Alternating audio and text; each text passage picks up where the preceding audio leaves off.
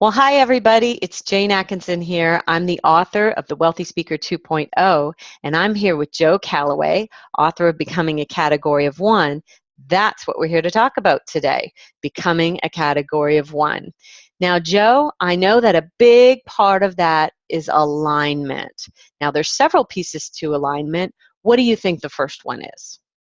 Well, yeah, and real quickly, by alignment, we mean getting everything about your business all working in the same direction, which very few speakers do, and that's an obstacle for them. But what we're going to talk about, let's start with positioning, because that's kind of where the market starts with you. Is how are you positioned?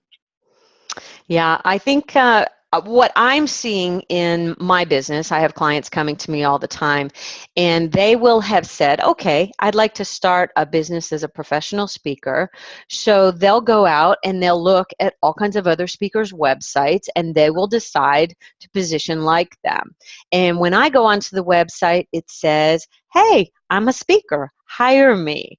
And I think that that's a little bit flawed. I think where we should be coming from is as an expert first, really, really speaking to the outcomes of their work. What do you think? Yeah, I don't think it's a little bit flawed. I think it's a whole whopping lot bit flawed, because I'm telling you, the market has changed. You can talk to people that do a lot of business. You can talk to bureaus. Bureaus, for example, will say clients are not calling saying we need a speaker. They're not doing that anymore. They're saying we need someone who can help us, boom, boom, boom. And it may be who can help our audience lighten up and have a good time at this event. I mean, you don't have to be a business expert, but you do need to be good at creating, as you said, an outcome. People are hiring for outcomes. It's like Randy Pennington said once, if you're a speaker, you're a Coke bottle. That's just a delivery system.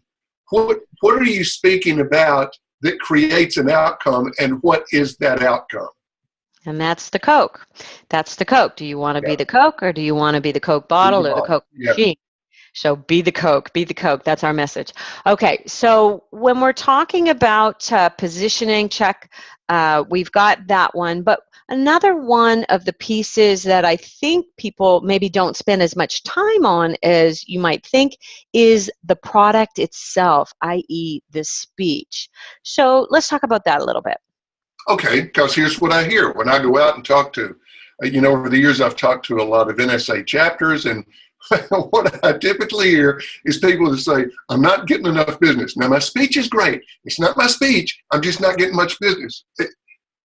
If ever there was a disconnect, that's it. To say my speech is great, but when I give it, no one wants to hear it again. No, there's something wrong with that formula there. Your product, your speech is your best marketing, period. That's where most of our business comes from, is the speeches we give. So if you're not putting time in on the product, and most of us don't put enough in, then you're absolutely shooting yourself in the foot. And I happen to know that after 30 years in this business, Joe, you are doing some of the best work of your career right now. So I think maybe it would behoove us to talk a little bit about what you are putting into the speech that is making it so special. And of course, we'll have to be brief here. Yeah. I'm speaking tomorrow to the Tennessee Center for Performing Excellence. It's about 300 CEOs from all over the state of Tennessee. Okay. This is a topic that I'm doing with them that I've done many, many, many times.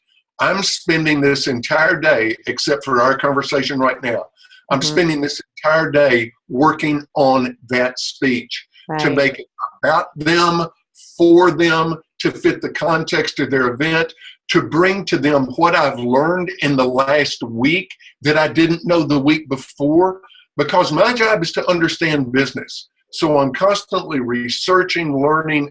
I read everything, because there's always new and better ideas. And when I give that speech tomorrow, that is my best marketing. My intention is that I will get business from that speech, and I will, because the speech is going to be that good. That's what I'm working on today. All right. All right. I love it. Okay. Final thought. Let's talk just a little bit about process. because, and I'll quote my client Ryan Estes, who, by the way, as you and I both know, has shown us that it's still possible in this year, 2015, to go from 0 to $1 million in under 4 years. Okay, so we know that the economy has taken some bumps along the road in the last few years, but now we know that's possible. Ryan says this about process: every touch point is an opportunity to advance a relationship, add value, and earn a commitment. I believe that you are kind of walking that talk as we speak. Well, I work at it. I give you an everyday, all the time example. As soon as we finish this call, I'm going to check my email. If there's an email from a client, I will return it that second.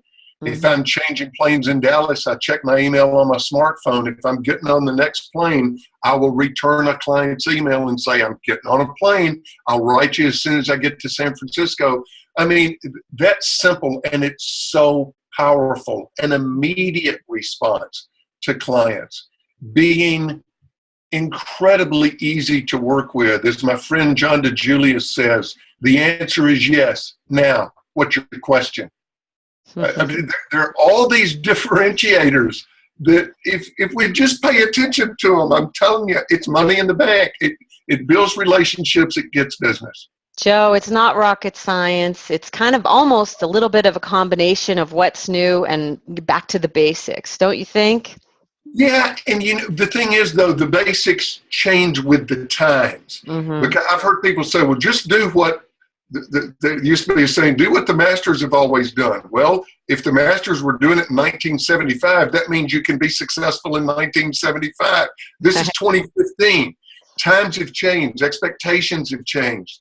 The nature of our businesses and our business models have changed. And yet, there are still fundamentals for 2015. Right. And I'm telling you, if you win there, you win. you win.